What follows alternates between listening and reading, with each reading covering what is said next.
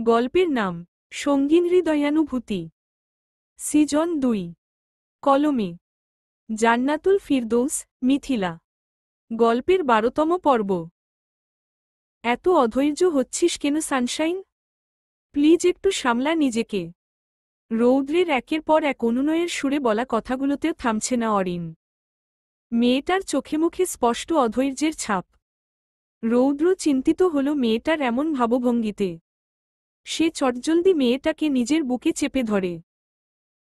অরিন নিজেকে ছাড়ানোর আপ্রাণ চেষ্টা চালায়, কিন্তু ছেলেটার অমন পুরুষালী শক্তির সাথে কিছুতেই বুঝে পেরে উঠছে না সে। রৌদ্র এবার মুখ খোলে। অরিনের মাথায় আলতো করে হাত বুলিয়ে বলতে থাকে, খুব খারাপ লাগছে বৌজান। অরিন চুপটি করে পড়ে রইল রৌদ্রের বুকে। ছেলেটার প্রশ্নের জবাবে কেবলই মাথা নাড়াল কোনোরকম। রৌদ্র ধীরে ধীরে অরিনকে নিজের বুকের ওপর থেকে উঠিয়ে তার দিকে সরু চোখে তাকায়। মেয়েটার কানের পিঠে এক হাত রেখে নরম কণ্ঠে আবারও বলে, বল না সানশাইন, খুব খারাপ লাগছে?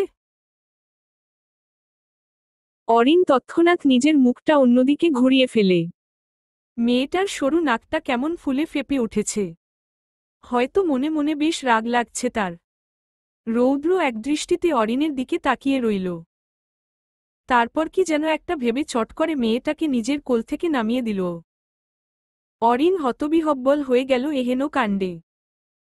সে হতবাক চোখে তাকিয়ে আছে রৌদ্রের পানে। রৌদ্র তার এহেন দৃষ্টিকে কোনরূপ পাত্তা না দিয়ে বসা ছেড়ে উঠে দাঁড়ায়।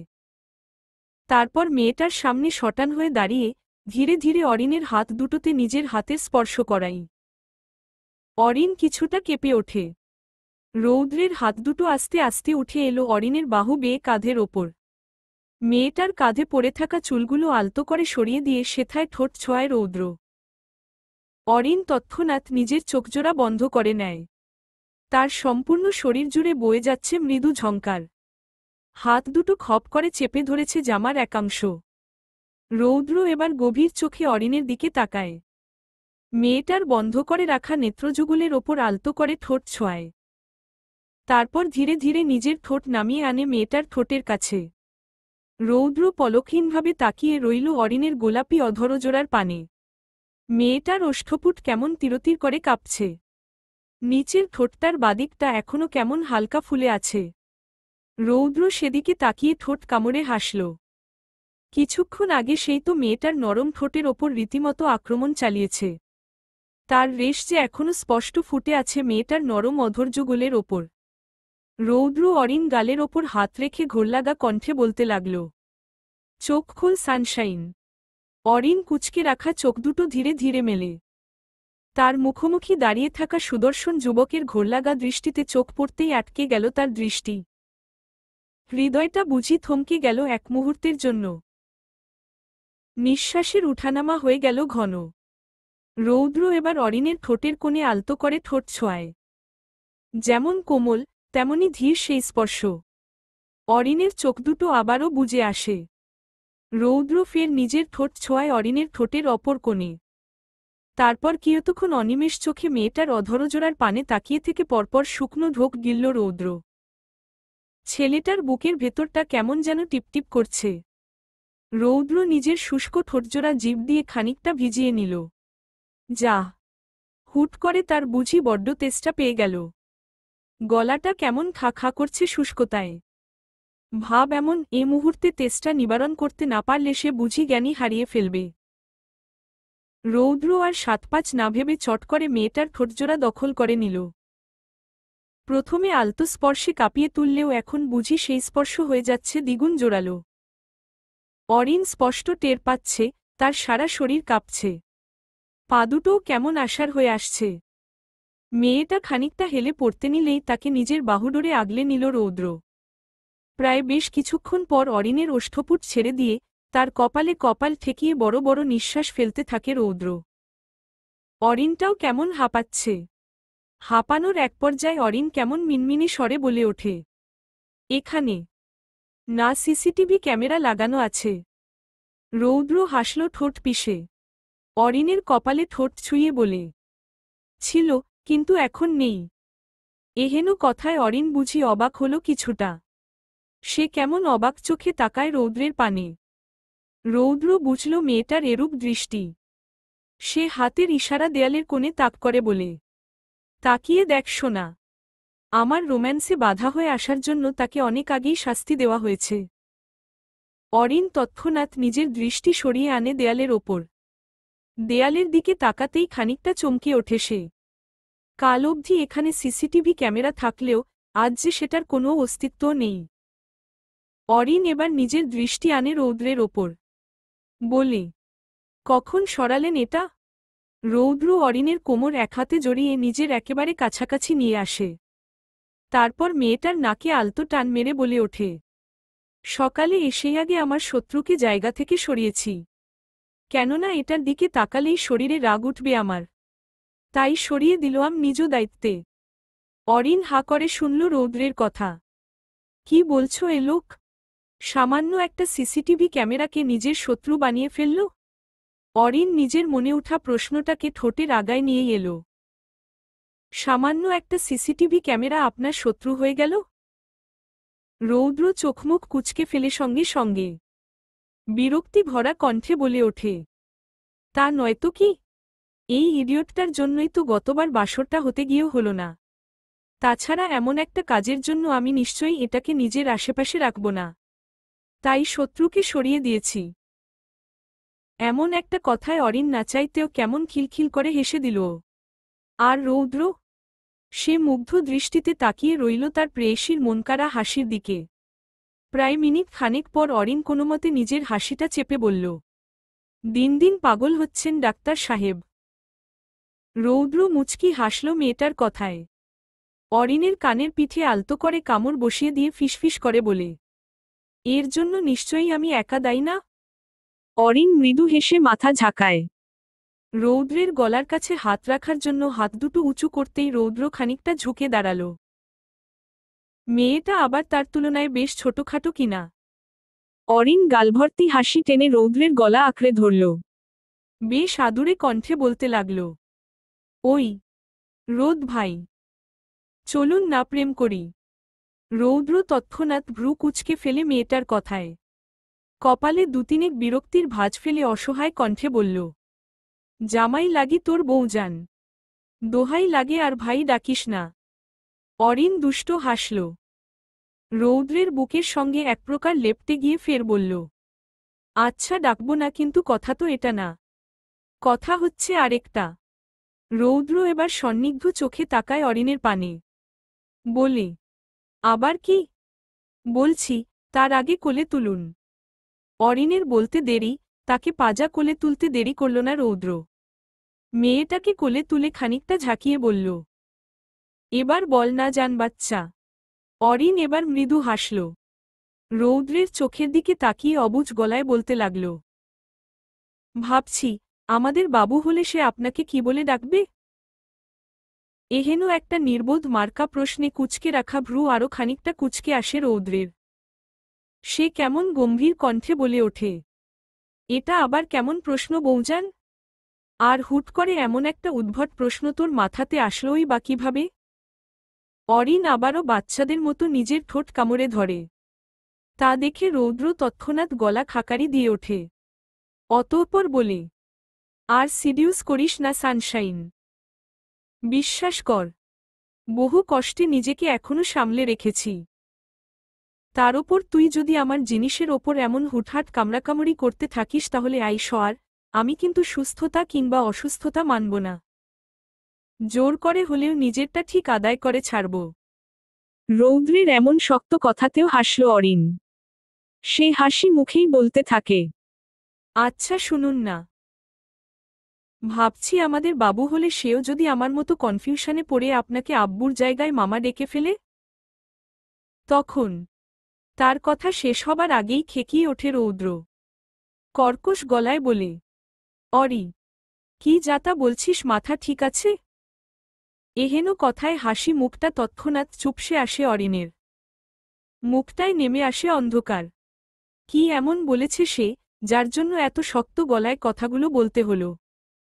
সে তো শুধু মজা করেই বলেছিল, তাই না? অরিন মুখ ভার করে মাথা নুইয়ে রাখল।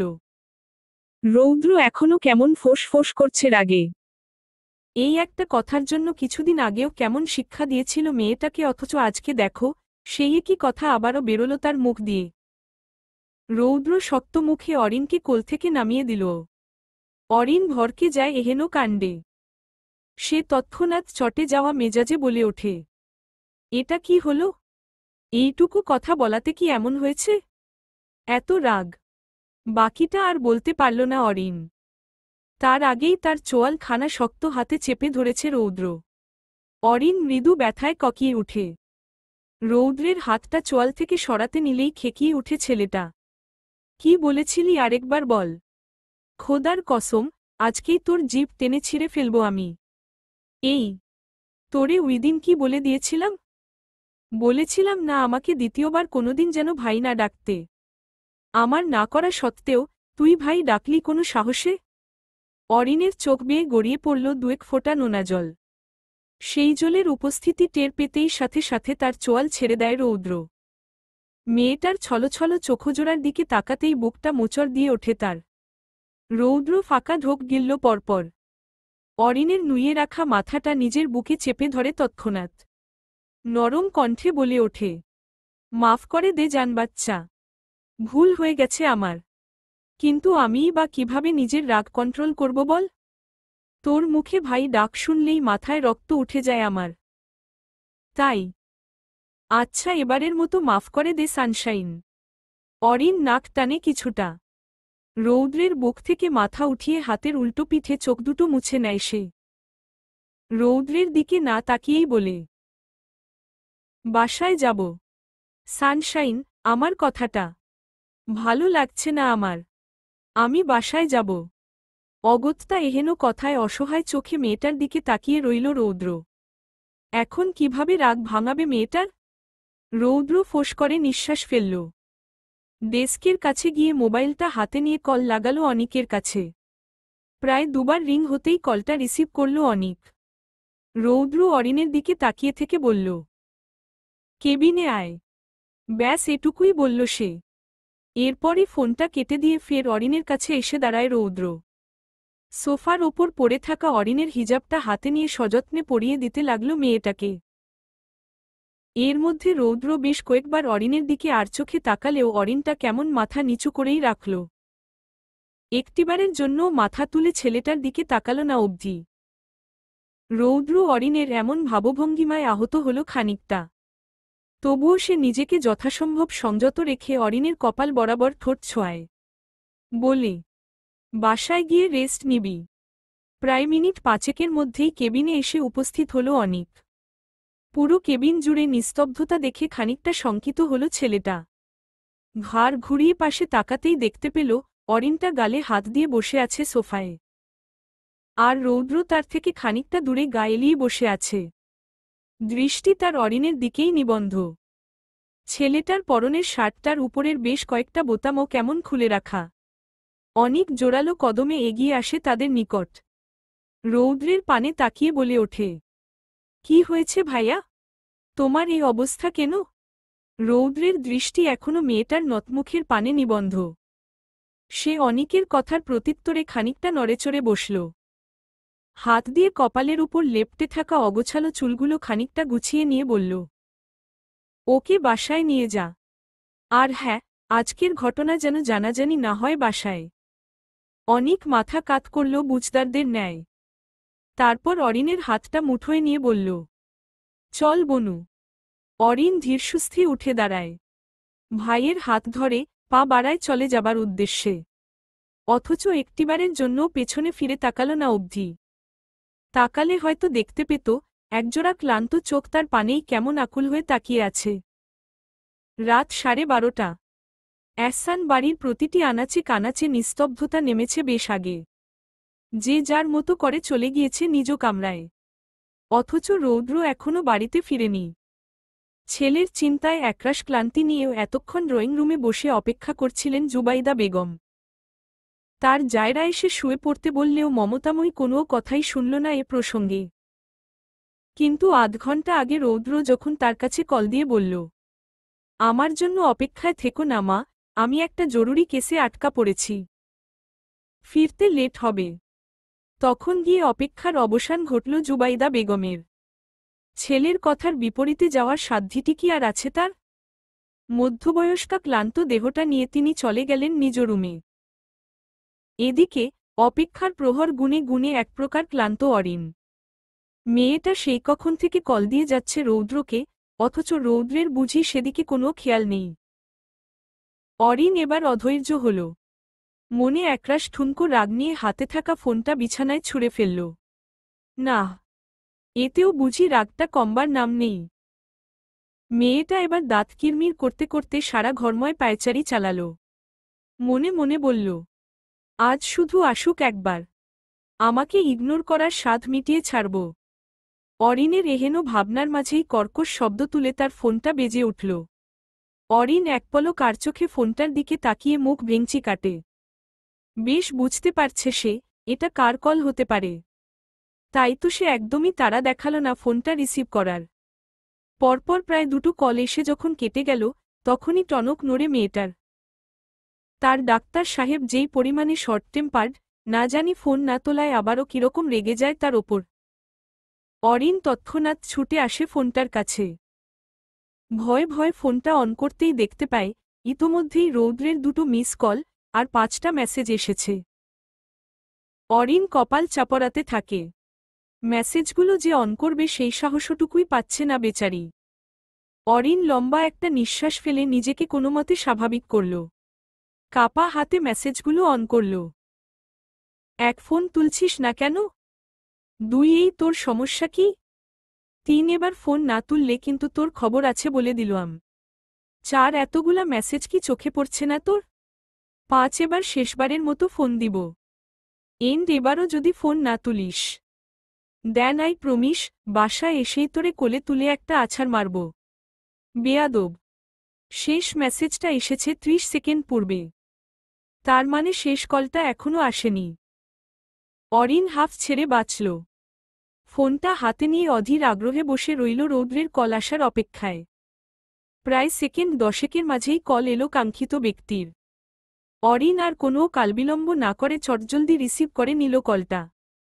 ফোনটা কানে ঠেকিয়ে যেই না কিছু বলতে যাবে, তার আগেই ওপাশ থেকে ভেসে আসে রৌদ্রের গুরুগম্ভীর কণ্ঠ। নিচে নাম। অরিন হকচকায়। এই মুহূর্তে এই অন্ধকারে কিভাবে নিচে যাবে সে? অরিন ফাঁকা ঢোক গিলে কোনোমতে বলল, মানে এই অন্ধকারে? এটাই তোর শাস্তি নাম? কথাটা বলেই খট করে কলটা কেটে দিল রৌদ্র। এদিকে অরিন পড়ল মহাবিপাকে। এমনিতেই রাত, তার ওপর বাড়িতে সবাই আছে। ঘুণাক্ষরেও যদি কেউ একজন টের পেয়ে যায় তাহলে যে কেলেঙ্কারি ঘটবে তা নিশ্চিত। অরিন মাথা চুলকাতে লাগল। অস্থিরতায় এদিক ওদিক পায়চারি চালাল দ্রুত কদমে। প্রায় মিনিট খানেক পেরোনোর পর নিজ ভাবনায় নিজেই অতিষ্ঠ হয়ে গেল মেয়েটা। সে আর কিছু না ভেবে ফোনটা হাতে নিয়ে চুপি চুপি বেরিয়ে গেল রুম ছেড়ে। অন্ধকার সরু করিডোরে হাঁটতে অসুবিধে হওয়ায় ফ্ল্যাশলাইট অন করতে চাইল অরিন। কিন্তু তার আগেই তার সামনে এসে দাঁড়াল শটান এক ছায়ামূর্তি। অরিন ভরকে যায়। চোখ বর্ষর হয়ে আসে আপনা আপনি। মেয়েটা ভয় ভয় পিছিয়ে গেল দুকদম। আর একটু পেছাতে গেলেই ছায়ামূর্তিটি তার এক হাত চেপে ধরে। অরিন কাপা কাপা কণ্ঠে জিজ্ঞেস করে, কে? ছায়ামূর্তি এবার মুখ খোলে। অরিনের বেশ খানিকটা কাছে এসে মিনমিনে স্বরে বলে, বনু, ভয় পাস না, এটা আমি। অরিনের কলিজায় বুঝি এবার পানি এলো। মেয়েটা ফোঁস করে স্বস্তির নিঃশ্বাস ফেলল। ভাইয়ের হাতটা শক্ত করে চেপে ধরে বলল, এভাবে হুট করে আসে কেউ? আমি তো আরেকটু হলেই হার্ট অ্যাটাক করে বসতাম ভাইয়া। অনিক এক হাতে মেয়েটাকে আগলে নিল। অপরাধী স্বরে বলতে লাগল, এক্সট্রিমলি সরি বনু। আসলো আমি বুঝিনি তুই এতটা ভয় পেয়ে যাবি। অরিন প্রত্যুত্তরে আর কিছু বলল না। চুপ করে পড়ে রইল ভাইয়ের বাহুডোরে। কিয়তক্ষণ বাদে অনিক ফিসফিসিয়ে বলল, আমার হাত ধরে হাঁটবি কেমন? অরিনও ভাইয়ের কথায় মাথা নাড়ায়। তারপর ভাইয়ের হাত ধরে পা টিপে টিপে এগিয়ে যায় সিঁড়ির দিকে। অনিক নিঃশব্দে বাড়ির মেইন দরজাটা খুলে দেয়। তারপর অরিনের দিকে তাকিয়ে ফিসফিস করে বলে, আমি এখানেই দাঁড়াচ্ছি, তুই সামনে যা, ভাইয়া ওইদিকেই আছে। অরিন ভয়ে ভয়ে একবার বাইরের দিকে তাকায়। আমাবস্যা হওয়ায় চারিদিকে আলোর ছিটেফোঁটাও নেই। অরিন বুক ভরে নিঃশ্বাস নিয়ে এগিয়ে গেল সামনের দিকে। বাড়ির গেটের সামনে এসে আশেপাশে খুঁজল রৌদ্রকে, কিন্তু না। রৌদ্র কি, রৌদ্রের টিকিটারও খোঁজ নেই কোথাও। অরিন ব্যস্ত হাতে ফোন লাগায় রৌদ্রের নাম্বারে। ওপাশে থাকা রৌদ্র তৎক্ষণাৎ রিসিভ করল কলটা। ভাব এমন ছেলেটা বুঝি মুখিয়েই ছিল কলটা ধরবার জন্য। অরিন তখন ভীতু গলায় বলে ওঠে, কোথায় আপনি ডাক্তার সাহেব? সামনে আয় আর একটু, তাহলেই পাবি। অরিন ফোনটা কানে নিয়েই হাঁটা ধরল সামনের দিকে। প্রায় বেশ কিছুক্ষণ হাঁটার পর থমকে দাঁড়ায় মেয়েটার পদযুগল। আশেপাশের অন্ধকার যেন ক্রমশই গিলে নিচ্ছে তাকে। অরিন ফের ভীতু গলায় বলল, কোথায় আপনি? আমার ভীষণ ভয়। বাকিটা বলার আগেই একজোড়া বলিষ্ঠ হাত এসে তাকে নিজের সঙ্গে মিশিয়ে নিল।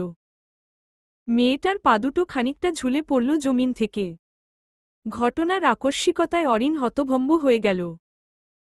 কিয়তক্ষণ বাদে তার কানে এসে ঠেকল সেই পরিচিত পুরুষালী ভরাট কণ্ঠ, আমার হুতুম পাখি একটা।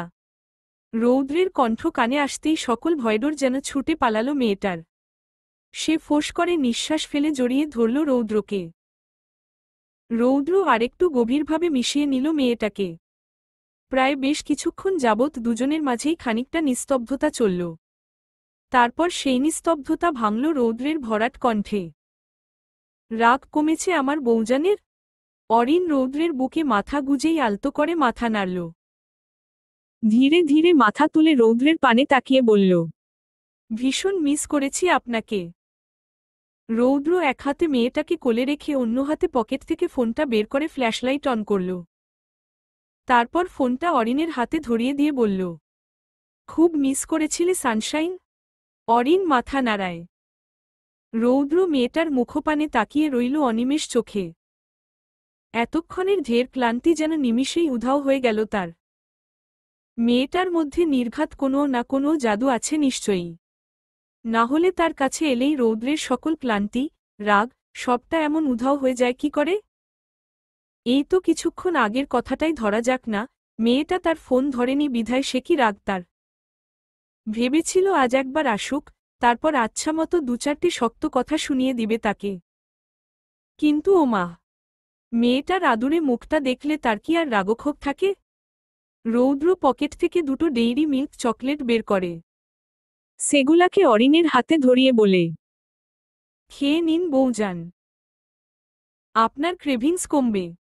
অরিন এবার বেশ খানিকটা অবাক হল। আচ্ছা, তার ডাক্তার সাহেব কি করে জানল তার চকলেট খাবার ক্রেভিংস হচ্ছিল? অরিনের অবাক দৃষ্টি দেখে রৌদ্র বাঁকা হাসল। মেয়েটার দিকে তাকিয়ে চোখ টিপে বলল, তোমার ওই ছোট্ট মাথায় এত জোর দিতে হবে না হানি। এগুলো নর্মাল ব্যাপার, যেটা সবাই কমবেশি জানে। অরিন হয়তো বুঝল সবটা। সে মাথা নাড়িয়ে ব্যস্ত হাতে একটা চকলেট ছিঁড়ে মুখে পুরল তৎক্ষণাৎ। রৌদ্রের কোলে থেকেই চোখ বন্ধ করে মনের সুখে খেয়ে যাচ্ছে চকলেটগুলো। এদিকে তার ওমন খাওয়া দেখে অবস্থা কাহিল বেচারা রৌদ্রের। ছেলেটা পরপর শুকনো ঢোক গিলল। ইস, এ মুহূর্তে তার পাপি মনটা কি চাইছে তার কাছে। ভাবতে গেলেই ঠোঁটের কোণে বাঁকা হাসি ফুটে ওঠে আপনা আপনি। অরিন খাওয়ার এক পর্যায়ে রৌদ্রকে বাঁকা হাসতে দেখে ভ্রু কুঁচকায়। ইশারায় জিজ্ঞেস করে, কি ব্যাপার? রৌদ্র প্রত্যুত্তরে ঠোঁট কামড়ে হাসে। মেয়েটাকে কোলে নিয়েই হাঁটা ধরে অদূরেই দাঁড়িয়ে থাকা নিজের গাড়িটার দিকে। অরিন খাওয়া বাদ দিয়ে আর কিছু জিজ্ঞেস করল না। কিছুক্ষণ পরেই তাকে গাড়িতে এনে বসিয়ে দেয় রৌদ্র। তারপর নিজেও এসে বসল মেয়েটার পাশে। অরিন এখনো খেয়েই যাচ্ছে নিজের মতো করে। কখন ঠোঁটের কোণে লেগে থাকা চকলেটগুলো জিভ দিয়ে চাটছে, আবার কখনো আঙুলেরগুলো মুখে পুরে দিচ্ছে। ওদিকে রৌদ্রের নিঃশ্বাস কেমন ঘন হয়ে আসার উপক্রম মেয়েটার এমন কাণ্ড দেখে। রৌদ্র নিজের দৃষ্টি সরিয়ে আনার আপ্রাণ চেষ্টা চালাচ্ছে, অথচ বেহায়াগুলো সরলেত। তারা বুঝি পণ করে রেখেছে মেয়েটাকে দেখতে থাকার। রৌদ্র ধীরে ধীরে অরিনের কানের পিঠে আলতো করে হাত রাখে। অরিন চকলেট খেতে খেতেই তার দিকে তাকায়। মেয়েটার ঠোঁটের চারিপাশে লেপ্টে আছে চকলেট। রৌদ্র আবারও ঢোক গিলল। জিভ দিয়ে শুষ্ক অধৈর্যরা ভিজিয়ে নিল খানিকটা। তারপর হাসকি স্বরে বলল, এ দুটো খাওয়া শেষ হলে বাকিগুলোও খেয়ে নিবি কেমন? অরিন ভ্রু কুচকায়। আঙুলটা মুখে রেখেই জিজ্ঞেস করে, বাকিগুলো বলতে? রৌদ্র মুচকি হাসল। অরিনের গালে আলতো করে আঙুল বুলিয়ে বলল, পেছনে তাকা। রৌদ্রের কথা মোতাবেক অরিন ব্যাকসিটে তাকায়। আর অমনি হতভম্ব হয়ে মুখটা তৎক্ষণাৎ হা হয়ে আসে মেয়েটার। সম্পূর্ণ ব্যাকসিট জুড়ে বিভিন্ন ব্র্যান্ডের চকলেট। কিছু কিছু অরিনের ভীষণ প্রিয় হলেও বাকিগুলো দেখতে কেমন যেন নতুন নতুন লাগছে তার কাছে। অরিন চকলেটগুলোর দিকে তাকিয়েই ঢোক গিলল কয়েকটা। বলল, এত্তগুলা কে খাবে? রৌদ্র হাসল ঠোঁট কামড়ে। মেয়েটার আদুরে মুখটার দিকে তাকিয়ে বলে, আমার বউজান খাবে। অরিন এবার ঘুরে বসে সামনের দিকে। হাতে থাকা চকলেটটা মুখে পুরে বলে, এত্তগুলো একা খেলে পেট খারাপ হবে তো? কে বলেছে তুমি একা খাবে হানি? আমি আছি তো, আমিও খাবো তোমার সঙ্গে। কথাটা শোনামাত্রই অরিনের চোখ দুটো কেমন চিকচিক করে ওঠে। সে আপ্লুত কণ্ঠে বলে ওঠে, সত্যি? তাহলে আসুন একসাথে খাই। রৌদ্র এ পর্যায়ে বাঁকা হাসল।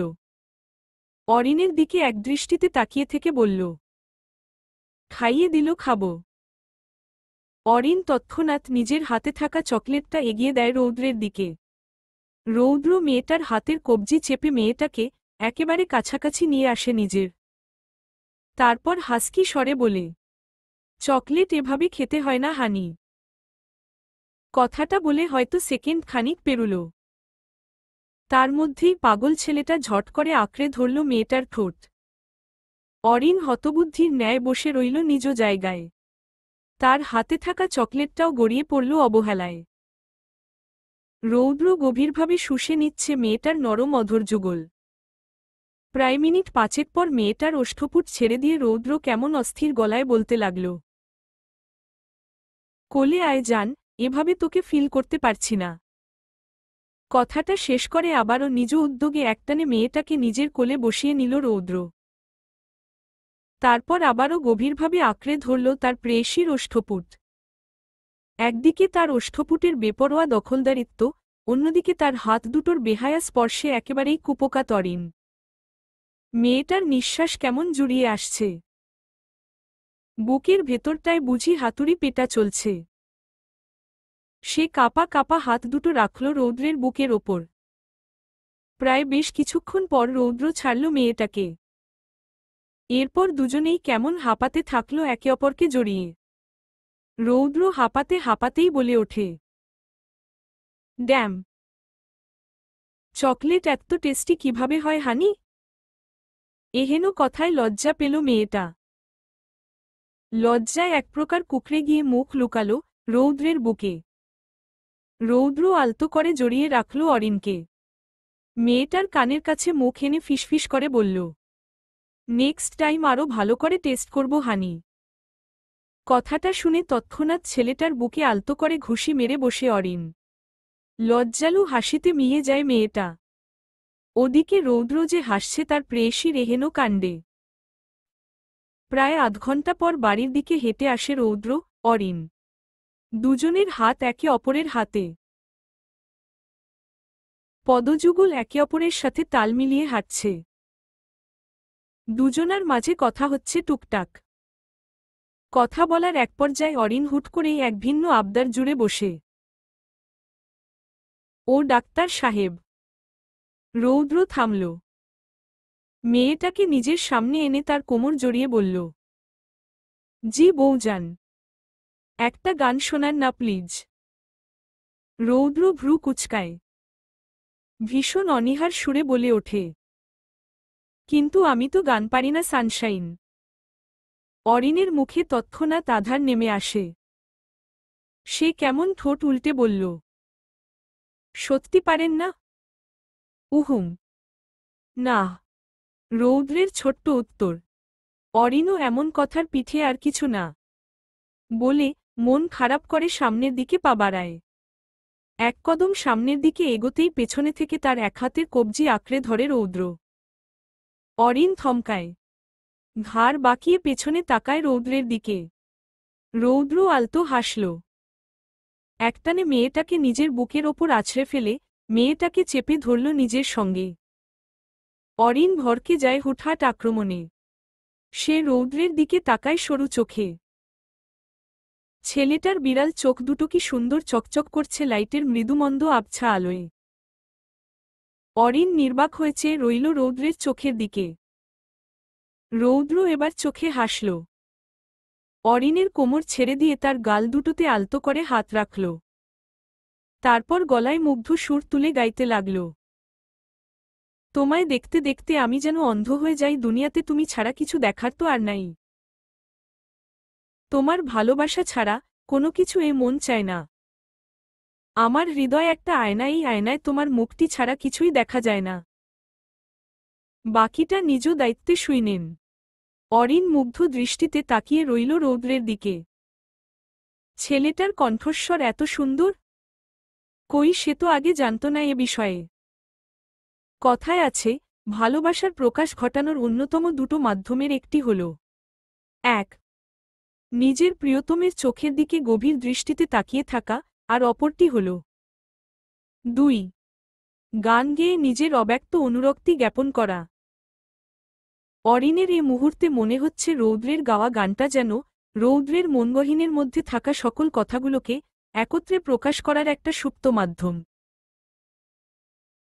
অরিন আর কিছু না ভেবে চট করে জড়িয়ে ধরে রৌদ্রকে। রৌদ্র আলতো হেসে মেয়েটাকে জড়িয়ে রাখে নিজের সঙ্গে। তারপর কি মনে করে যেন বলে ওঠে, সানশাইন। হু। রৌদ্রের বুকে থেকেই জবাব দিল অরিন। তুই আমায় কখনো ছেড়ে যাবি না তো? চট করে মাথা তোলে অরিন। রৌদ্রের দিকে তাকায় জিজ্ঞাসু চোখে। বলে, নিজের জীবন থাকতে এটা হতে দিচ্ছি না ডাক্তার সাহেব। এহেন কথায় রৌদ্র চোখে হাসল খানিকটা। মেয়েটার গালে হাত রেখে কণ্ঠ খাদে নামিয়ে বলল, একটা কথা সবসময় মনে রাখিস সানশাইন। আমাদের জীবনে যতই ঝড়ঝাপটা আসুক না কেন, তুই শুধু আমার পাশে থাকিস। আমি রৌদ্র কথা দিচ্ছি, তোর ওপর বিন্দু পরিমাণ আর্তবধি লাগতে দিব না কখনো। এটুকু বিশ্বাস আছে তো আমার ওপর? অরিন মুগ্ধ হাসল। পরপর মাথা ঝাঁকিয়ে বলল, বেশ আছে। রৌদ্র আলতো হাসল। মেয়েটার কপাল বরাবর ঠোঁট ছুঁয়ে রাখল বেশ খানিকটা সময় নিয়ে। তারপর সেখান থেকে ঠোঁট সরিয়ে বলে, চল এবার যাওয়া যাক। অরিনও মাথা নাড়িয়ে সায় জানায়। তারপর দুজন মিলে হাতে হাত রেখে এগিয়ে যায় বাড়ির দিকে। বাড়ির গেটের সামনে এসে রৌদ্র মেয়েটার কোমরে হাত রাখতেই সেই হাত ঝটকা দিয়ে সরিয়ে দেয় অরিন। ইশারায় বলে, কেউ দেখে ফেলবে। রৌদ্র হাসল একটু। মেয়েটার নাক টেনে দিয়ে হাঁটা ধরল বাড়ির ভেতরে।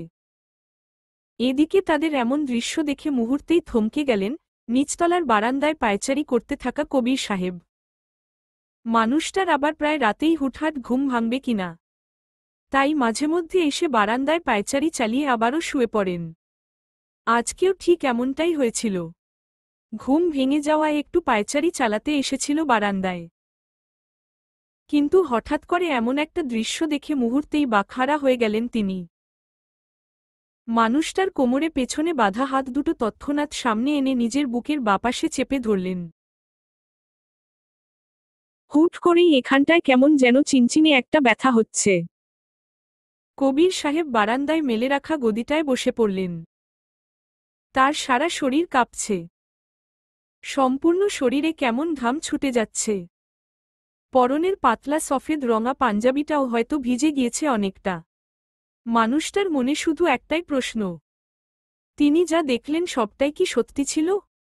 না, আর ভাবতে পারলেন না তিনি। কাঁপা কাঁপা শরীরটা নিয়ে উঠে দাঁড়ালেন। এক হাত এখনো তার বুকে চেপে রাখা।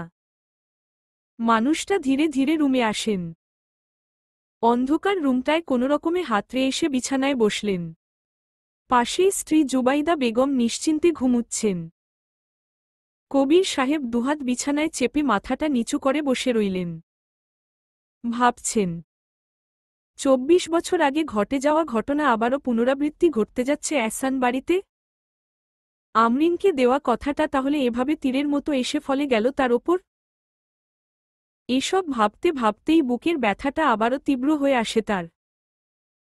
তিনি হাত বাড়িয়ে বেডসাইড টেবিলের ওপর থেকে গ্লাসটা তুলতে গেলেই সেটা অন্ধকারে হাত লেগে পড়ে যায় ফ্লোরে। হঠাৎ এমন কাঁচ ভাঙা শব্দে একপ্রকার ধরফরিয়ে ঘুম থেকে উঠে পড়েন জুবাইদা বেগম। ঘুম ঘুম চোখে সামনেই স্বামীকে ওমন মাথা নিচু করে বসে থাকতে দেখে আঁতকে ওঠেন তিনি। স্বামীর পিঠে হাত রেখে ব্যস্ত গলায় বলতে লাগলেন, কি হয়েছে রোদের আব্বু? তুমি এভাবে বসে আছো কেন? শরীর খারাপ লাগছে কি? কবির সাহেব ধীরে ধীরে মাথা তুললেন। ঘাড় বাঁকিয়ে স্ত্রীর দিকে তাকিয়ে বললেন, না, আমি ঠিক আছি। জুবাইদা বেগম হয়তো বিশ্বাস করলেন না স্বামীর মুখের কথা। তিনি আরও খানিকটা বিচলিত হয়ে জিজ্ঞেস করলেন, কোনো দুঃস্বপ্ন দেখেছ তুমি? এ পর্যায়ে কবির সাহেবের কণ্ঠ কেমন মোটা হয়ে আসল। তিনি চোখ দুটো আলগোছে বন্ধ করে নিয়ে বলতে লাগলেন, ভাগ্যিস যদি এ কথাটা বলতে পারতাম, কিন্তু তা আর হল কই। দুঃস্বপ্ন যখন বাস্তবে পরিণত হয় তখন সেটা স্বপ্নের চাইতেও দ্বিগুণ ভয়ানক হয়, যার প্রভাব পড়ে মানুষের সম্পূর্ণ অস্তিত্বের ওপর। জুবাইদা বেগম হতবুদ্ধির ন্যায় শুনলেন স্বামীর কথা। হয়তো বুঝতে চেষ্টা করছেন এহেন গভীর কথার জ্ঞাতার্থ। আধারের অন্ধকার ছাপিয়ে ভোরের আলো ফুটেছে বেশ কিছুক্ষণ আগেই। অথচ কাল সারাটা রাত দুচোখের পাতা এক করতে পারেননি কবির সাহেব। পারবেনই বা কিভাবে? গতকাল রাতের দেখা ঘটনাটি যে কিছুতেই ভুলতে পারছেন না তিনি।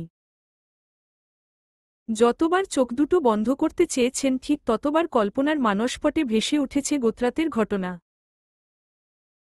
কবির সাহেব ধীরে ধীরে শোয়া ছেড়ে উঠে বসেন। ঘাড় বাঁকিয়ে পাশে শুয়ে থাকা স্ত্রীর পানে তাকালেন একবার। ইস বেচারি, গতকাল তার জন্য কি চিন্তিতই না হয়ে পড়েছিলেন। সে তো কবির সাহেব বারবার করে ঠিক আছি বলায় কোনোরকমে শান্ত হয়েছিল। এই তো ভোর হবার কিছুক্ষণ আগেই চোখ দুটো লেগে এসেছে জুবাইদা বেগমের। কবির সাহেব স্ত্রীর দিকে তাকিয়ে এক দীর্ঘ নিঃশ্বাস ফেললেন। তারপর ক্লান্ত দেহটা নিয়ে চলে গেলেন ওয়াশরুমের দিকে। সে কি রে, তোরা আমায় একটিবারও ডাকলি না কেন? আহারে, একা একা এতগুলো রান্না করতে কষ্ট হয়েছে না ভীষণ? জুবাইদা বেগমের কথায় মুচকি হাসল রাফিয়া বেগম। তার পাশে থাকা মাইমুনা বেগমও হাসলেন একটুখানি। তিনি আবার ব্যস্ত হাতে রুটি সেঁকছেন। জুবাইদা বেগম উকি ঝুঁকি দিয়ে দেখতে লাগলেন দুজায়ের কর্মকাণ্ড। তখনই রাফিয়া বেগম তরকারির কড়াইয়ে খুন্তি নাড়ানো অব্যাহত রেখে পেছনে ঘুরলেন। জুবাইদা বেগমের পানে তাকিয়ে আলতো হেসে বললেন, তুই তো রোজ তাড়াতাড়ি করেই উঠিস। আজকে ওমন বেলা করে শুয়েছিলি বিধায় ভাবলাম শরীরটা বোধহয় খারাপ লাগছে তোর, তাই আর রাগ বাড়িয়ে ডাকিনি তোকে। আচ্ছা এবার বলতো, তোর শরীর ঠিক আছে? জুবাইদা বেগম মুখটা মলিন করে নিলেন। মলিন মুখেই কিচেন কাউন্টার থেকে একটা গ্লাস পুড়িয়ে ঢকঢক করে পানিটা গিলে নিলেন পুরোটা। তারপর কেমন চিন্তিত গলায় বললেন, আর বলিস না, আমি আলহামদুলিল্লাহ সুস্থই আছি, কিন্তু রোদের আব্বুর শরীরটা বোধহয় খারাপ যাচ্ছে। এই তো গতকাল মধ্যরাতে দেখলাম ঘুম ছেড়ে বসে আছেন মাথা নিচু করে। আমি ঠিক কতবার করে জিজ্ঞেস করলাম কেন ওভাবে বসে আছে, কিন্তু মানুষটা প্রত্যুত্তরে কিছুই বলল না। হয়তো আমি চিন্তা করব বিধায় বলতে চাচ্ছিল না আমাকে। কথাটা বলে ফোঁস করে এক ক্ষুদ্র নিঃশ্বাস ফেললেন জুবাইদা বেগম। এদিকে তার এমন কথা শুনে চিন্তায় পড়লেন রাফিয়া বেগম ও মাইমুনা বেগম। মাইমুনা বেগম তো রুটি সেকা বাদ দিয়ে বলেই বসলেন, বড়বু, তুমি রোদকে জানিও কিন্তু বিষয়টা। জুবাইদা বেগম নিঃশব্দে মাথা নাড়লেন। অন্যমনস্ক হয়ে ভাবতে লাগলেন স্বামীর কথা। ডাইনিং রুমে উপস্থিত বাড়ির সকলে যে যার মতো বসে পড়েছে ব্রেকফাস্ট সারতে। রৌদ্র ব্যস্ত হাতে খাবার বাড়ছে নিজের পাতে। দুয়েকবার যদিও আর চোখে তাকাচ্ছে মুখোমুখি হয়ে বসে থাকা অরিনের দিকে। অরিন তো খাবার খাওয়ার ফাঁকে ফাঁকে মুখ ভেঙচি দিয়ে যাচ্ছে রৌদ্রকে। রৌদ্র মুচকি হাসে মেয়েটার কর্মকাণ্ডে। প্রায় মিনিট 10 পর ডাইনিং রুমে উপস্থিত হলেন কবির সাহেব। হাত দুটো তার পেছনে দিয়ে কোমরের ওপর বেঁধে রাখা। তিনি গম্ভীর মুখে বসে পড়লেন নিজ আসনে। হাত বাড়িয়ে খাবারের প্লেট সামনে এনে একপলক কারচোখে তাকালেন রৌদ্রের দিকে। দেখতে পেলেন ছেলেটা খাবার খাচ্ছে কম, অরিনের দিকে তাকাচ্ছে বেশি। কবির সাহেব তৎক্ষণাৎ নিজের দৃষ্টি সরিয়ে আনলেন ছেলের ওপর থেকে। মানুষটার গম্ভীর মুখের আদলে ফুটে উঠল খানিকটা রাগী ভাব। তিনি নাক ফুলিয়ে সাব্বির সাহেবের উদ্দেশ্যে বললেন, সাব্বির। সাব্বির সাহেব খাবার খাওয়ার ফাঁকে ফাঁকে পাশে বসা তাইফ সাহেবের সঙ্গে কথা বলে যাচ্ছিলেন। এরই মধ্যে হুট করে বড় ভাইয়ের ডাক কানে আসতেই সেদিকে ফিরলেন তিনি। বাধ্যগত মানুষের মতো বললেন, জি ভাইজান, তোর খাওয়া শেষ হলে আমার রুমে আসিস। জরুরি একটা বিষয় নিয়ে আলোচনা করব তোর সঙ্গে। সাব্বির সাহেব হ্যাসূচক মাথা নাড়ালেন। তারপর ফের মনোযোগ টানলেন নিজের খাওয়ার দিকে। কবির সাহেব বারান্দায় বসে পত্রিকা পড়ছেন। মানুষটার চোখে আটা মোটা ফ্রেমের চশমা, আর মুখে সেই চিরচেনা গম্ভীর ভাবসাব। সামনের টেবিলের ওপর রাখা আছে গরম ধোয়া ওঠা 1 কাপ লাল চা। তিনি পড়ার ফাঁকে ফাঁকে 1-2 চুমুক নিচ্ছেন চায়ের কাপ থেকে। ঠিক সেই সময় সাব্বির সাহেব রুমে এসে উপস্থিত হলেন। আশেপাশে একবার নজর বুলিয়ে বড় ভাইকে খুঁজলেন কিন্তু পেলেন না। তাই তিনি মৃদু স্বরে ডাকলেন, ভাইজান। কবির সাহেব পত্রিকার পৃষ্ঠা থেকে নজর উঠালেন। গলায় মৃদু খাকারি তুলে বললেন, বারান্দায় আয়। সাব্বির সাহেব ভাইয়ের আওয়াজ পাওয়া মাত্রই বারান্দায় ছুটলেন। তাকে দেখে কবির সাহেব পত্রিকাটি ভাঁজ করে টেবিলের ওপর রাখলেন। গম্ভীর মুখে ছোট ভাইয়ের পানে তাকিয়ে বললেন, ঘরের দরজাটা ভেতর দিয়ে লাগিয়ে দিয়ে আয়। এ পর্যায়ে সাব্বির সাহেব খানিকটা চিন্তিত হলেন। কপালে তার দেখা মিলল 2-3 চিন্তার ভাঁজ। তিনি মনে মনে ভাবলেন, বড় ভাইজান কি এমন বলবে তাকে, যার জন্য ঘরের দরজা অবধি লাগাতে বলছে। কিয়তক্ষণ বাদেই সাব্বির সাহেব নিজের এহেন ভাবনার মাঝ হতে বেরিয়ে এলেন। জোরালো কদমে গিয়ে দরজাটা ভেতর থেকে লাগিয়ে ফের ভাইয়ের কাছে আসলেন। পরক্ষণেই গলায় একরাশ চিন্তার রেশ ঢেলে জিজ্ঞেস করলেন, কি হয়েছে ভাইজান? কবির সাহেব ভাইয়ের এক হাত টেনে নিজের পাশের চেয়ারটায় বসালেন। বললেন, তোকে একটা কথা জিজ্ঞেস করব ভাবছি। কি কথা ভাইজান? আচ্ছা, আমার যেকোনো সিদ্ধান্তের ওপর তোর ভরসা আছে তো? সাব্বির সাহেব বেশ অবাক হলেন এহেন কথায়। তিনি অবাক সুরে বলে ওঠেন, এ আবার কেমন কথা ভাইজান? তোমার সিদ্ধান্তে আজ অবধি নাখোশ হয়েছি আমরা কেউ। তাহলে আজ আবার হুট করে এমন কথা জিজ্ঞেসই বা করছো কেন? কবির সাহেব এবার খানিকটা নড়েচড়ে বসলেন। ছোট ভাইয়ের হাতের ওপর হাত রেখে বললেন, জানি, কিন্তু তবুও আজ জিজ্ঞেস করছি অন্য একটা কারণে। কি সেই কারণ? সাব্বির সাহেবের কণ্ঠে স্পষ্ট লেপ্টে আছে কৌতূহল। আমি অরিনের সম্বন্ধের ব্যাপারে আলাপ করতে চাইছি। সাব্বির সাহেব থমকালেন। কিয়তক্ষণ অসহায় চোখে তাকিয়ে রইলেন ভাইয়ের দিকে। কি করে ভাইকে বোঝাবেন তিনি, তার যে এখনই মেয়েকে বিয়ে দেবার মতো সাহস হয়নি।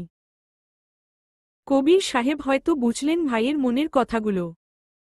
তিনি কেমন আশ্বস্তের সুরে বলতে লাগলেন, আমি জানি তুই কি ভাবছিস, কিন্তু এটাই তো সত্যি, আজ না হয় কাল মেয়েদের তো বিয়ে দিতেই হবে।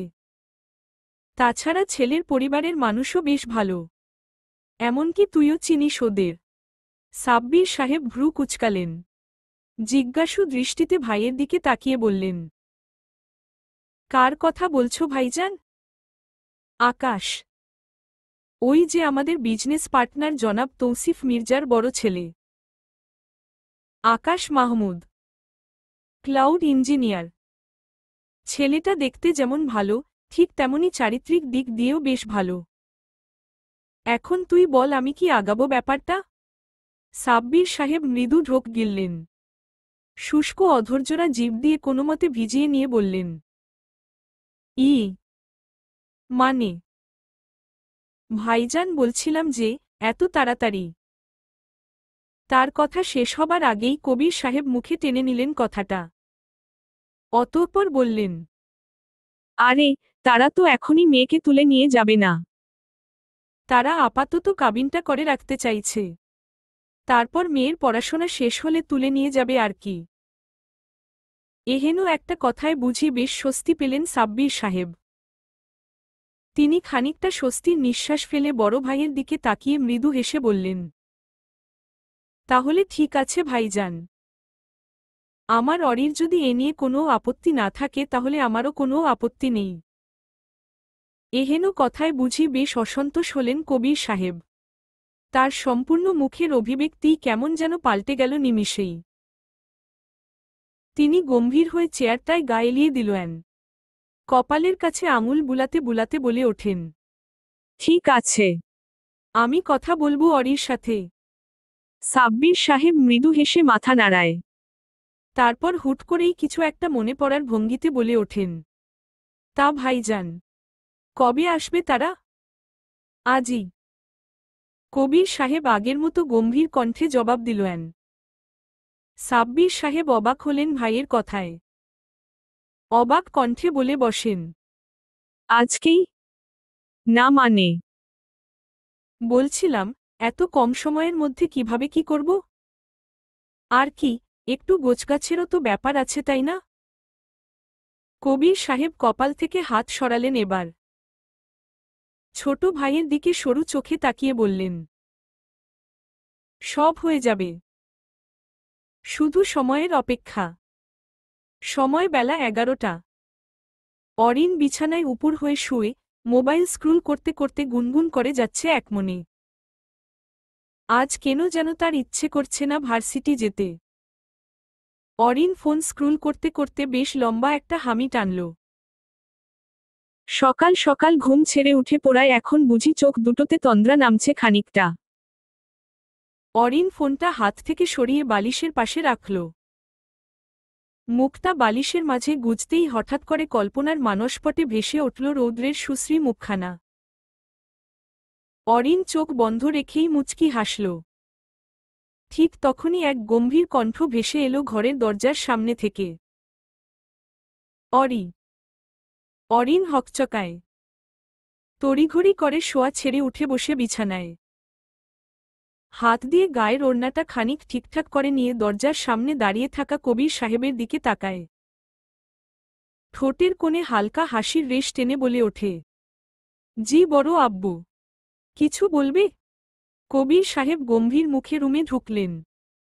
অরির বিছানার কাছ হতে খানিকটা দূরে দাঁড়িয়ে রাশভারী কণ্ঠে বললেন, তোমার সাথে কিছু কথা আছে। অরিন তৎক্ষণাৎ নড়েচড়ে বসল। উৎসুক হয়ে জানতে চাইল, হ্যাঁ, হ্যাঁ বলো কি বলবে। এ পর্যায়ে কবির সাহেব থামলেন একটুখানি। চোখ তুলে তীক্ষ্ণ দৃষ্টিতে চাইলেন অরিনের দিকে। তার ওমন দৃষ্টি দেখে ভরকে গেল অরিন। বুকটায় কেমন হুট করেই মোচড় দিয়ে উঠল খানিকটা। আচ্ছা, হঠাৎ করেই এমন একটা অনুভূতি আসছে কেন তার মধ্যে? এ আবার নতুন কোনো ঝড় আসবার পূর্ব লক্ষণ নয় তো? বাড়ির পরিবেশ ভীষণ জমজমাট। গৃহিণীরা ব্যস্ত হয়ে পড়েছেন রান্নাঘরে। চার জামিলে হাতে হাতে কাজগুলো করে নিচ্ছেন ভাগবাটোয়ারা করে। সবার মধ্যেই ভীষণ উৎকণ্ঠা। কেউ এমন হুটহাট সম্বন্ধ নিয়ে আসার কথা বলে? এইটুকুন সময়ের মধ্যে কিভাবে এতগুলো কাজ সামাল দিবেন তারা? রাইসা বেগম টেবিল গোছানো শেষে ছুটে এলেন রসোই ঘরে। তারপর নিজ উদ্যোগে হাত বাটাতে লাগলেন বাকিদের সঙ্গে। জুবাইদা বেগম রোস্টের প্যানে হালকা একটু ঘি ছড়িয়ে ঢাকনাটা দিয়ে দিলেন আবারও। হাতে থাকা স্প্যাচুলাটা নামিয়ে রেখে শাড়ির আঁচলে ঘর্মাক্ত মুখখানা কোনোমতে মুছলেন। এদিকে রাফিয়া বেগম হাতে গ্লাভস পরে বালুসাই মিষ্টিটা মাখছেন। এই তো আরেকটু পরেই গরম তেলে ছেড়ে দিবেন সেগুলো। মিষ্টি বানানোর এক পর্যায়ে হাতে একটা কাঠি নিয়ে তেলটা পরক করে নিলেন তিনি। যাক, তেলটা একেবারে পারফেক্ট আছে মিষ্টিগুলো দেবার জন্য। তিনি একে একে মিষ্টিগুলো দিয়ে দিলেন তেলের ওপর। খানিকটা দূরে দাঁড়িয়ে কাচের বাসনকোসন পরিষ্কার পানিতে ধুয়ে সেগুলাকে ভালো করে পরিষ্কার শুকনো কাপড় দিয়ে মুছে নিচ্ছেন মাইমুনা বেগম। এমন সময় সেখানে এসে উপস্থিত হলেন কবির সাহেব। গম্ভীর হয়ে খানিকটা উঁচু গলায় বললেন, রান্নাবান্না কতদূর হলো তোমাদের? জুবাইদা বেগম চুলার কাছ থেকে সরে এলেন কিছুটা। স্বামীর সামনে এগিয়ে এসে বললেন, এই তো প্রায় শেষের পথে। কবির সাহেব মাথা নাড়লেন। গম্ভীর হয়ে চলে যেতে নিলেই পেছনে থেকে জুবাইদা বেগম বলে ওঠেন, বলছি রোদের আব্বু, ছেলে দুটোকে ফোন দিয়ে চলে আসতে বলেছ তো? থামলেন কবির সাহেব। ঘাড় বাঁকিয়ে পেছনে ফিরে কোনোরকমে বললেন, তারা সময়মতো চলে আসবে। তোমরা নিজেদের কাজ করো। জুবাইদা বেগম ভ্রু কুঁচকালেন।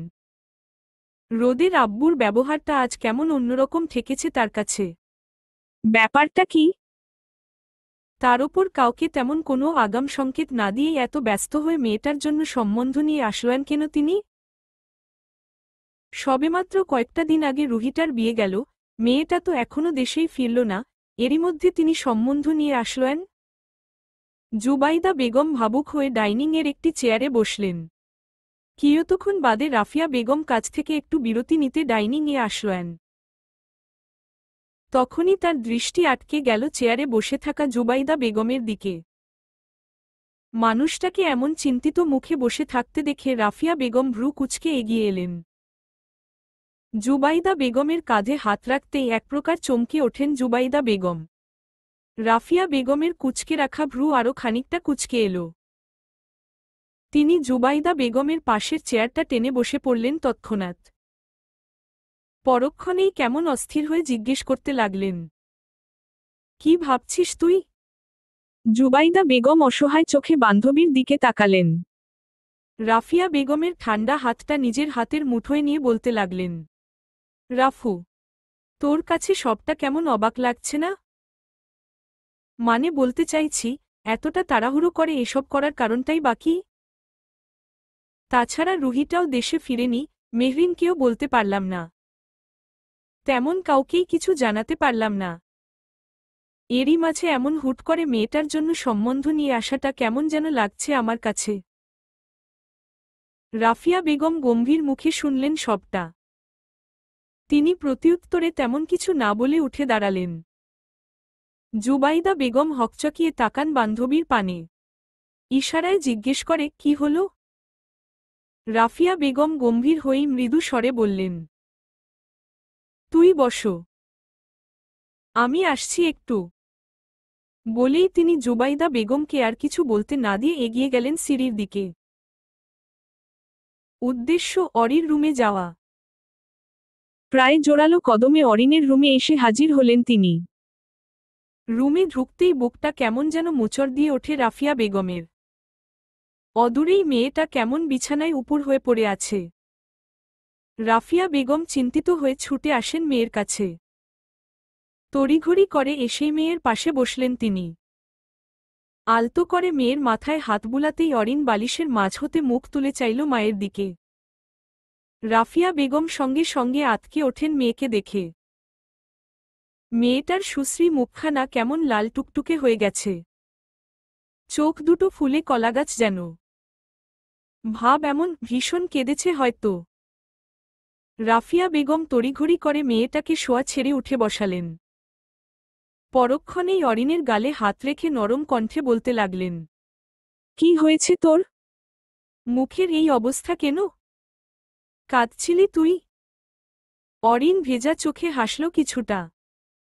মৃদু নাক টেনে ঝট করে মায়ের বুকে আছড়ে পড়ল মেয়েটা। রাফিয়া বেগম আরেক ধাপ চিন্তিত হলেন মেয়েকে নিয়ে। তিনি ব্যস্ত হয়ে বলতে লাগলেন, এই অরি, কি হয়েছে মা তোর? আমায় বল সবটা। তুই কি রাজি না এই সম্বন্ধে? অরিন ফের নাক টানে। মায়ের বুকে মুখ লুকিয়ে রেখে মোটা হয়ে আসা কণ্ঠে বলে ওঠে, কে বলেছে আমি রাজি নই আম্মু? আমি রাজি। রাফিয়া বেগম ভ্রু কুচকালেন। মেয়েকে বুক থেকে উঠিয়ে নিজের সামনে বসালেন। অরিনের থুতনিতে আঙুল ঠেকিয়ে মুখটা কিছুটা উঁচিয়ে তুলে জিজ্ঞেস করলেন, সত্যি তুই রাজি? তোর কি তেমন কিছুই বলার নেই আমাকে?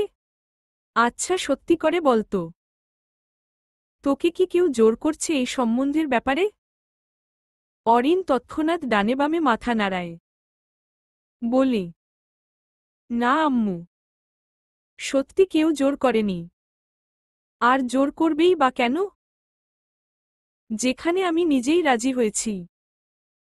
এ পর্যায়ে মুখটা কেমন শক্ত হয়ে এলো রাফিয়া বেগমের। তিনি মেয়েকে একবার আপাদমস্তক পরখ করলেন তীক্ষ্ণ দৃষ্টিতে। তারপর হুট করেই শক্ত গলায় বললেন, তাহলে এমন মরার মতো কাঁদছিলি কেন? মায়ের এমন ঝাঝালো কথাতেও আলতো হাসল অরিন। নাক টেনে হাতের উল্টো পিঠে চোখ দুটো মুছে নিল খানিকটা। তারপর বলল, তোমাদের সবাইকে ছেড়ে যেতে হবে তাই? রাফিয়া বেগম দাঁতে দাঁত চেপে মেয়ের দিকে তাকিয়ে রইলেন কিয়তক্ষণ। কেন যেন মেয়েটার ওপর খুব রাগ লাগছে তার। তিনি আর কিছু না বলে চলে গেলেন মেয়ের রুম ছেড়ে। রাফিয়া বেগম এক প্রকার ছুটে এলেন নিজের রুমে। তড়িঘড়ি করে এসে বিছানা হাতড়ে মোবাইলটা খুঁজতে লাগলেন তিনি। খানিকক্ষণ বাদে পেয়েও গেলেন ফোনটা। মোবাইলটা হাতে নিয়েই আর এক মুহূর্ত দেরি করলেন না রাফিয়া বেগম। তড়িৎ কল লাগালেন ছেলের নাম্বারে। ওপাশে দুটো রিং হতেই কল রিসিভ করে অনিক। বলে, আসসালামু আলাইকুম আম্মু, অরিকে দেখতে পাত্রপক্ষ আসবে। তুই কি জানিস এটা? ওপাশে স্থিরচিত্তে বসে থাকা অনিক ভরকায় মায়ের কথায়। ভরকানো কণ্ঠ ফুঁড়ে বেরিয়ে আসে, কি বললে? কখন? কে আসবে ওকে দেখতে? আর আমাকেই বা জানালে না কেন? রাফিয়া বেগম এতক্ষণে ঘটনা কিছুটা হলেও আঁচ করতে পারলেন যেন। তিনি অনিকের প্রশ্নের কোনরূপ জবাব না দিয়ে গম্ভীর কণ্ঠে বললেন, তাড়াতাড়ি রোদকে নিয়ে বাড়ি ফির। আম ওয়েটিং। বিকেল 4টে। মির্জা বাড়ির লোকজন চলে এসেছেন এহসান বাড়িতে। কবির সাহেব সহ তার বাকি ভাইয়েরা মিলে এগিয়ে নিয়ে আসছেন তাদের। ওদিকে বাড়ির ভেতরে গৃহিণীরা যেন মুখিয়ে আছেন মেহমানদের স্বাগত জানাতে। বাকি সবাই বেশ আপ্লুত থাকলেও রাফিয়া বেগম একেবারেই নির্বিকার মুখে দাঁড়িয়ে আছেন এক কোণে। মানুষটা বারে বারে ফোনের দিকে তাকাচ্ছেন। হয়তো সময় দেখছেন নয়তো বা কারো জন্য অধীর আগ্রহে অপেক্ষা করছেন। প্রায় মিনিট 5 পর তৌসিফ মির্জা, তার স্ত্রী হামিদা মির্জা এবং তাদের বড় ছেলে আকাশ আর একমাত্র মেয়ে মাহা এসে প্রবেশ করেন বাড়ির ভেতরে। তারা এসে বসেন ড্রয়িং রুমে।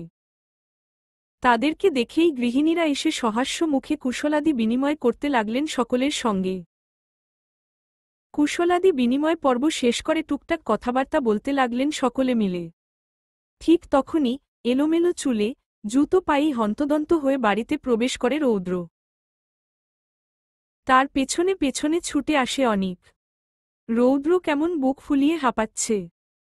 হয়তো খুব দ্রুত ছুটে এসেছে বাড়িতে। তাকে এভাবে এমন অবস্থায় দেখে ভরকালেন উপস্থিত সকলে। তৌসিফ মির্জা তো হা করে তাকিয়ে আছেন রৌদ্রের দিকে। হয়তো ভাবছেন, ছেলেটা এত বড় হয়েও ম্যানার্সের বালাই জানে না। এভাবে জুতো পায়ে বাড়িতে ঢুকে কেউ? প্রায় মিনিট খানেক বাদে কবির সাহেব গম্ভীর মুখে উঠে দাঁড়ান। ছেলের দিকে শক্ত চোখে তাকিয়ে বলে ওঠেন, রুমে যাও, ফ্রেশ হও তারপর। তার কথা শেষ হবার আগেই রৌদ্র তার দিকে তাকায় রক্তবর্ণ হয়ে আসা চোখ দুটো দিয়ে। কবির সাহেব সরু চোখে তাকিয়ে রইলেন ছেলের দিকে।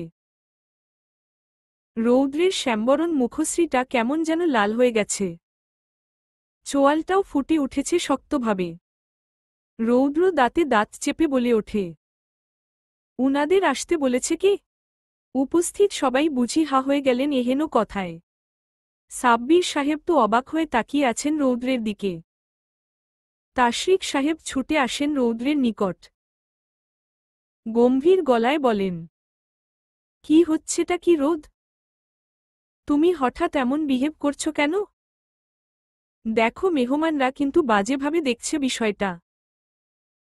তাশরিক সাহেবের কথা শেষ হবার সঙ্গে সঙ্গে রৌদ্র এক প্রকার বজ্র কণ্ঠে বলে ওঠে, who the hell cares about that fucking bullshit চাচ্চু? আমার অরিকে দেখতে আসার সাহস আসে কোত্থেকে ওনাদের?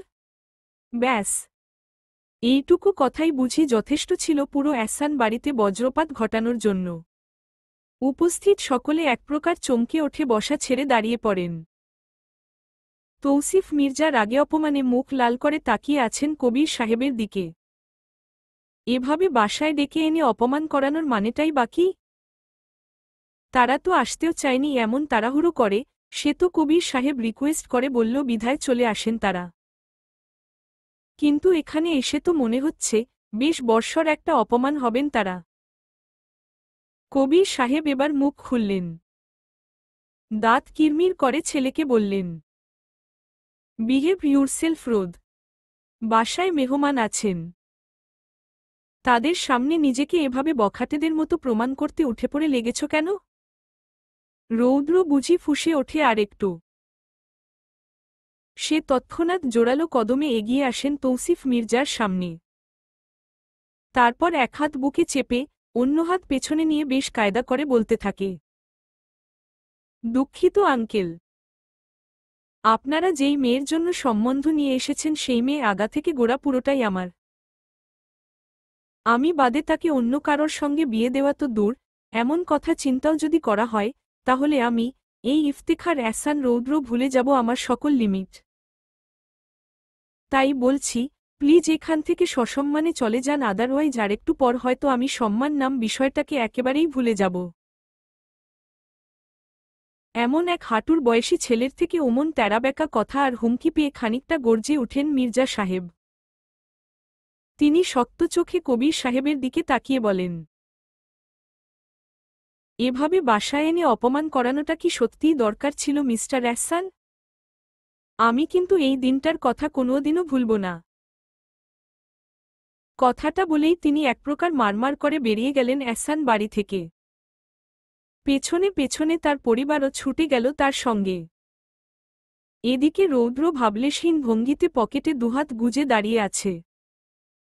কবির সাহেব ছেলের ভাবভঙ্গি দেখে ভীষণ চটে গেলেন। তিনি এক প্রকার তেড়ে এসে বললেন, বেয়াদব, এমন ব্যবহার কেন করলে তুমি? এই শিক্ষায় কি দিয়েছি তোমায় আমি? রৌদ্র শ্লেষাত্মক হাসল খানিকটা। সে ধীর পায়ে এগিয়ে আসে বাবার দিকে। পরক্ষণেই বাবার দিকে সরু চোখে তাকিয়ে বলে ওঠে, এই বয়সে এসে এতটা ট্রিক্স খাটানোটা ঠিক হয়নি তোমার আব্বু। তুমি কি ভেবেছ আমায় না জানিয়ে আমার অরির জন্য সম্বন্ধ নিয়ে আসবে আর আমি এটা টেরও পাব না? সিরিয়াসলি আব্বু? রৌদ্রের এহেন কথায় ভ্রু কুচকালেন সাব্বির সাহেব। তিনি তড়িঘড়ি করে ছুটে এসে রৌদ্রের হাতের কনুই চেপে তাকে নিজের দিকে ঘোরালেন। অবিশ্বাস্য গলায় বলতে লাগলেন, রোদ, তুমি বারবার অরিকে তোমার অরি কেন বলছ? আর হুট করে এতটা সিন ক্রিয়েট করছই বা কেন? রৌদ্র এবার শটান হয়ে দাঁড়াল। চোখ থেকে চিকন ফ্রেমের চশমাটা খুলে নিল হাতে। তারপর জোরালো কণ্ঠে জবাব দিল, কো যাই লাভ হার। উহু, শুধু ভালোবাসি না বরং ভীষণ ভয়ঙ্করভাবে ভালোবাসি ওকে মেজো আব্বু। থমকালেন সাব্বির সাহেব। মধ্যবয়স্ক শরীরটা বোধহয় কেঁপে উঠল খানিকটা। চোখ দুটোর কার্নিশ কেমন ছলছল হয়ে আসলো যেন। তিনি পিছিয়ে গেলেন দুকদম। পেছাতে পেছাতে হুট করেই বসে পড়লেন পেছনের সোফাতে। তায়েফ সাহেব দ্রুত এসে ভাইকে আগলে নিলেন নিজের সঙ্গে। কিয়তক্ষণ বাদে সাব্বির সাহেব অসহায় মুখে তাকালেন বড় ভাইয়ের দিকে। থেমে থেমে বললেন, তুমি কি এসব আগে থেকেই জানতে ভাইজান? কবির সাহেব নিশ্চুপ। গম্ভীর মুখটা অন্যদিকে ফিরিয়ে রেখেছেন তিনি। তা দেখে সাব্বির সাহেব ফের তাড়া দিয়ে জিজ্ঞেস করলেন, ও ভাইজান, বলো না, তুমি কি আগে থেকেই জানতে এই ব্যাপারে? কবির সাহেব গম্ভীর মুখেই জবাব দিলেন, হ্যাঁ। ব্যাস। এটুকু কথা শোনামাত্রই মাথাটা পেছনের দিকে এলিয়ে দেয় মধ্যবয়স্ক সাব্বির সাহেব।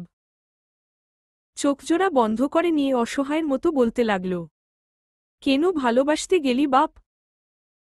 কেন ওই পুরনো আগুনের ছাই আবারও নতুন করে নিজের গায়ে মাখতে গেলি? কেন এই পুরনো অভিশাপে নিজেকে জোড়াতে রোদ? শুধু এটুকুই বলতে পারলেন মানুষটা।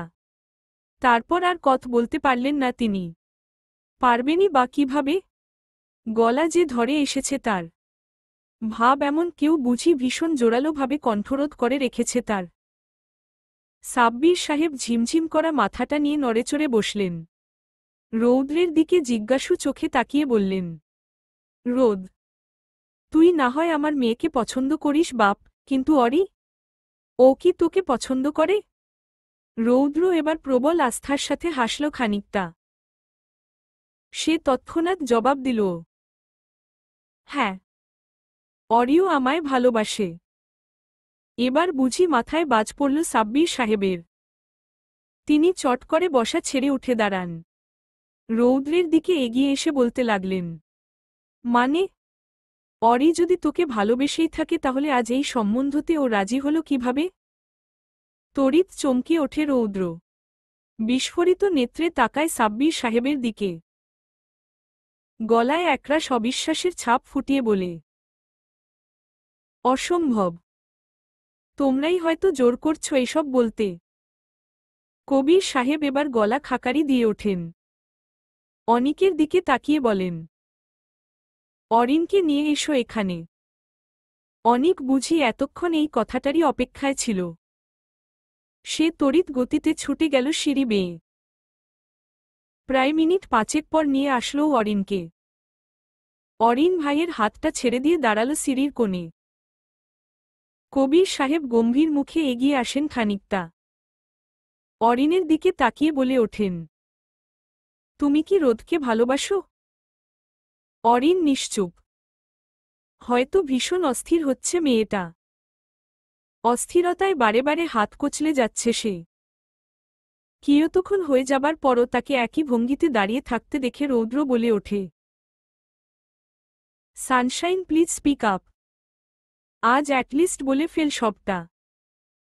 কবির সাহেব একবার আর চোখে তাকালেন ছেলের দিকে। তারপর আবারও মেয়েটার দিকে তাকিয়ে বলেন, কিছু জিজ্ঞেস করছি অরিন, তুমি কি রোদকে ভালোবাসো? না। থমকায় রৌদ্র।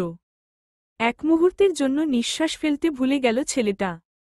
তার মাথাটা কেমন ফাঁকা ফাঁকা লাগছে এখন। কি শুনল সে? অরিন কি সত্যি না বলল? রৌদ্রের নিঃশ্বাস ভারী হয়ে আসে ক্রমাগত। সে এদিক ওদিক তাকায় এলোমেলো দৃষ্টিতে। বুকটায় কেমন যেন তীরের মতো বিঁধছে কিছু একটা। তার চোখ দুটো কেমন অস্থির হয়ে উঠে তৎক্ষণাৎ। সে এক হাতে বুকের বাপাসটা ঢলতে থাকে ক্রমাগত। কি হচ্ছে এই যুবকের সাথে? বুকের বাপাসটা কেন ঢলছে সে? তার কি ব্যথা হচ্ছে ওদিকে? রৌদ্র বারে বারে ঢোক গিলে। গলার কাছটা কেমন যেন ব্যথা ব্যথা লাগছে। অদূরে দাঁড়িয়ে থাকা জুবাইদা বেগম শাড়ির আঁচলে মুখ গুজে কাঁদছেন। ছেলের এহেন পরিস্থিতি যে মা হয়ে দেখা বড় দায়। রৌদ্র কাপা কাপা দেহটা নিয়ে এক পা করে এগিয়ে এসে দাঁড়ায় অরিনের মুখোমুখি। ঘন ঘন নিঃশ্বাস ফেলে পাগলের মতো বলতে থাকে, কি বললি তুই? আমি হয়তো ভুল শুনেছি। তুই আরেকবার বল প্লিজ। অরিন চুপ করে রইল এক মুহূর্ত। পরক্ষণেই মাথা নিচু রেখে কেমন শক্ত গলায় ফের বলল, না, আপনি ভুল শুনেননি রোদ ভাই। আমি সত্যি আপনাকে ভালোবাসি না। এবার বুঝি আর নিজেকে সামলে রাখতে পারল না রৌদ্র। ছেলেটা তৎক্ষণাৎ টলমল পায়ে দুপা পিছিয়ে যায়। টলমল শরীরটা ধরে রাখতে না পেরে হেলে পড়ে ফ্লোরে। জুবাইদা বেগম ঘর কাঁপিয়ে চিৎকার দিয়ে দৌড়ে আসেন ছেলের কাছে। অনিকও এক প্রকার দৌড়ে এসে রৌদ্রকে আগলে নিল নিজের সঙ্গে। তাশরিক সাহেব রক্তচক্ষু নিয়ে ছেলেটার পিঠ চাপড়ে দিতে লাগলেন। তায়েফ সাহেব সাব্বির সাহেবকে ধরে রেখেছেন সেই কখন থেকে। তিনি অসহায়ের মতো রৌদ্রের দিকে তাকিয়ে আছেন। রাফিয়া বেগম দৌড়ে গিয়েছেন রান্নাঘরে। ছেলেটার জন্য শরবত আনতে বোধ হয়। রৌদ্র গা ছেড়ে দিয়েছে একেবারে। তার অনিমেষ চোখজোড়া এখনো তাকিয়ে আছে অদূরে দাঁড়িয়ে থাকা অরিনের পানে। ছেলেটার চোখ দুটো দিয়ে গড়িয়ে পড়ছে নোনাধরা।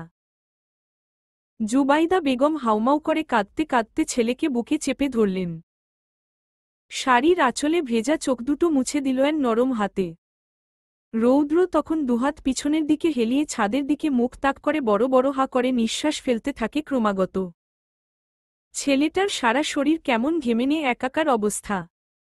রৌদ্র কেমন কাপা কাপা গলায় বলতে লাগল, আম্মু, আম্মু, ও আম্মু, ধরো আমায়।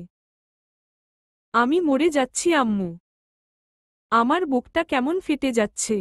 ও আম্মু, আমার এত কষ্ট হচ্ছে কেন? আমার মাথাটা এত ব্যথা করছে কেন? আম্মু, আমি কি সত্যি মরে যাব? মা। জুবাইদা বেগম চিৎকার দিয়ে কাঁদছেন। ছেলের বুকে পিঠে হাত ডলতে ডলতে বলেন, এভাবে ভেঙে পড়িস না বাবা। ধৈর্য ধর বাবা। না। এত শত বোঝানোর পরও ছেলেটার কষ্টগুলো বাড়ছে বই কমছে না। রৌদ্র কেমন পাগলের মতো মাথা নাড়িয়ে বলতে লাগল, মা, মা গো, আমি সত্যি ওকে ভালোবাসি মা।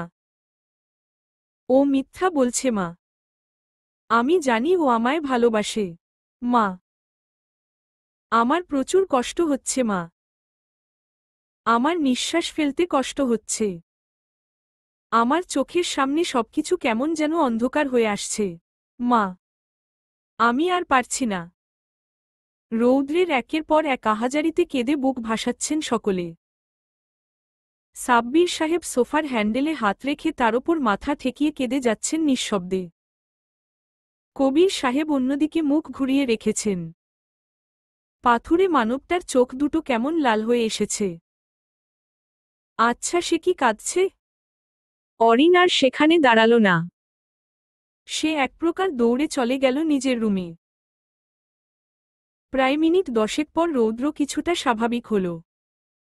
চোখের কান্নাগুলো শার্টের হাতায় মুছে নিয়ে মুখের আদলে পরিবর্তন আনল। দৃঢ় চোয়াল শক্ত করে ফুটিয়ে তুলে গটগট পায়ে এগিয়ে গেল সিঁড়ি বেয়ে। এদিকে তাকে ওমন চলে যেতে দেখে পেছনে থেকে ডাকতে শুরু করেন কবির সাহেব। রোদ, দাঁড়াও বলছি। মেয়েটাকে একা ছেড়ে দাও। রোদ। কথাটা বলেই তিনি সিঁড়ির দিকে এগোতে গেলে তার এক হাত পেছনে থেকে চেপে ধরে তাশরিক সাহেব। কবির সাহেব ভ্রু কুঁচকে তাকালেন পেছনে। আর তৎক্ষণাৎ তিনি ভড়কে গেলেন খানিকটা। তাশরিক সাহেবের রক্তচক্ষু যেন চিৎকার দিয়ে তাকে বলছে, থেমে যাও ভাইজান। অনিক রৌদ্রের পিছু পিছু ছুটে আসে অরিনের রুমের দিকে। এসেই দেখতে পায় রৌদ্র একাধারে করাঘাত করে যাচ্ছে অরিনের ঘরের বন্ধ দরজায়।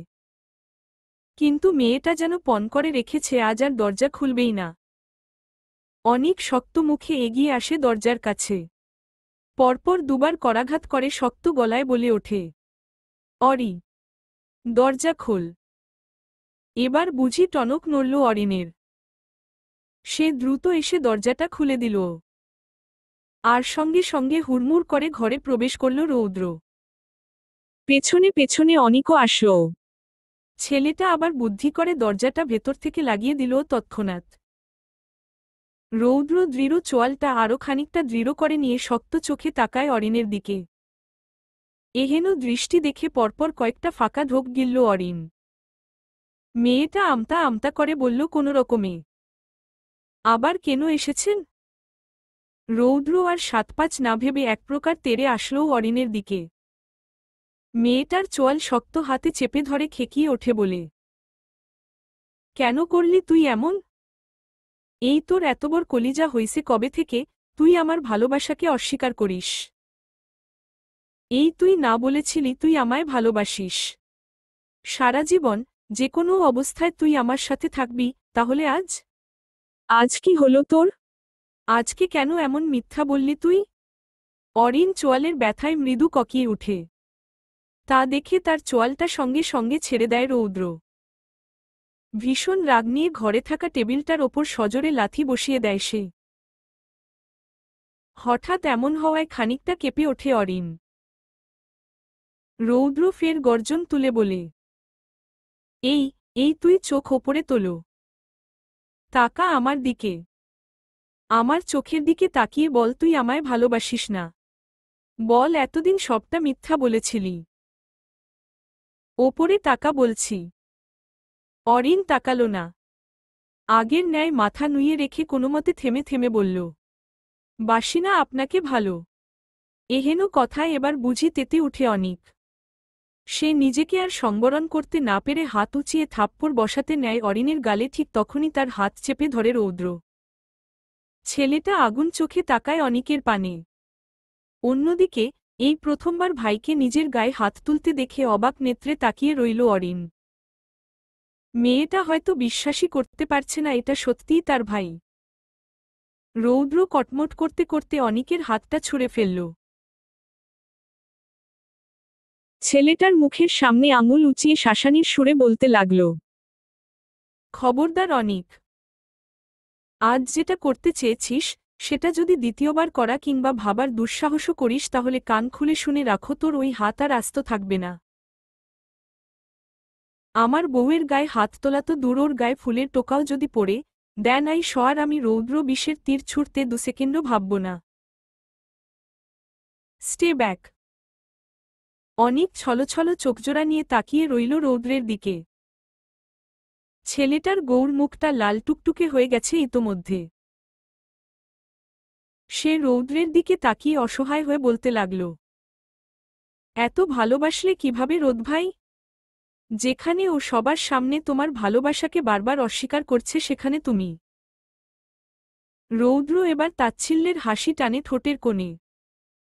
অরিনের দিকে তাকিয়েই অনিকের প্রশ্নোত্তরে বলে, ও হয়তো ভুলে যাচ্ছে অনিক, আমি রৌদ্র ওকে ওর নিজের চাইতেও বেশি চিনি। ওর প্রতিটা মনোভাবের খবর আগে থেকেই জানতে পারি। তাছাড়া ওর চোখ দুটো তো আমায় মিথ্যা বলবে না, তাই না?